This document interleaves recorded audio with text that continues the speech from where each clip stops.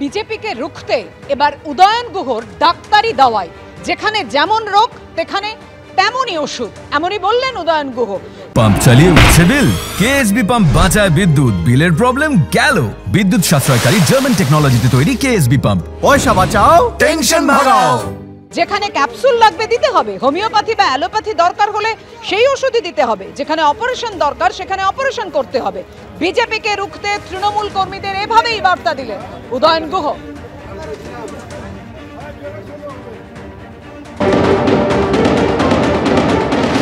কি সমস্যা বিজেপি তৈরি করতে পারে সেই ব্যাপারে আমাদের মাঝে মধ্যেই বসে আলোচনা করতে হবে, আমাদের কর্মীদের ওয়াকিবহাল করতে হবে এবং তাকে মোকাবিলা করবার জন্য যে যে পদ্ধতি, অর্থাৎ যেখানে ক্যাপসুলে হবে সেখানে ক্যাপসুল, যেখানে ওই হোমিওপ্যাথির গলিতে হবে সেখানে গুলি, আর যেখানে অপারেশনের দরকার হবে সেখানে অপারেশন করে এই বিজেপিকে ঠেকাতে হবে।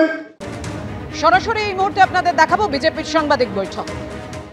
একদিকে যেমন পশ্চিমবঙ্গের ভোটার তালিকা থেকে লিঙ্গুইস্টিক মাইনরিটি বা ভাষাগতভাবে সংখ্যালঘু এরকম বা সোজা কথাই হিন্দি ভাষাভাষী বাঙালিদের নাম এবং হিন্দু উদ্বাস্তু বাঙালি, হিন্দু বাঙালির নাম সার্বিকভাবে বাদ দেওয়ার উদ্যোগ তিনি নিয়েছেন। অন্যদিকে আগুন নিয়ে খেলার আরও একটি প্রকরণ তিনি শুরু করেছেন।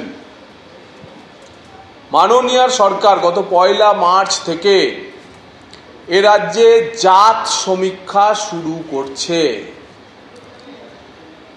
এবং এই জাত সমীক্ষার নামে আসলে 113 ধরনের মুসলিম সম্প্রদায়ের আর্থ সামাজিক কাঠামো নিয়ে সমীক্ষা চালানোর সিদ্ধান্ত নিয়েছে অনগ্রসর শ্রেণী দপ্তর, যা আমাদের মনে হয়েছে অত্যন্ত বিপজ্জনক প্রবণতা এবং ওবিসি সমাজের মধ্যে হিন্দু এবং মুসলমানের এই বিভাজন রেখাকে আরও স্পষ্ট করা এবং এই জাত সমীক্ষার মাধ্যমে আসলে মুসলিম সমাজের কাছে আরও বেশি করে কোনো সুযোগ সুবিধা পৌঁছে দিয়ে বিরাট সংখ্যক হিন্দু ওবিসিদের বঞ্চিত করাই মাননীয়ার মূল উদ্দেশ্য।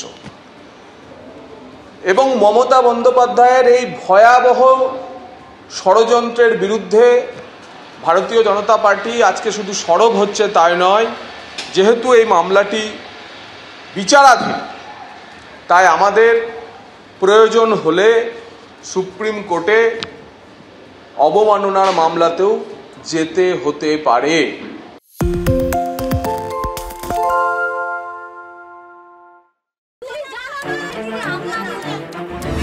বাংলা চেঁচামেচি চায় না, বাংলা খবর চায়। বাংলা খবর, বাংলার খবর।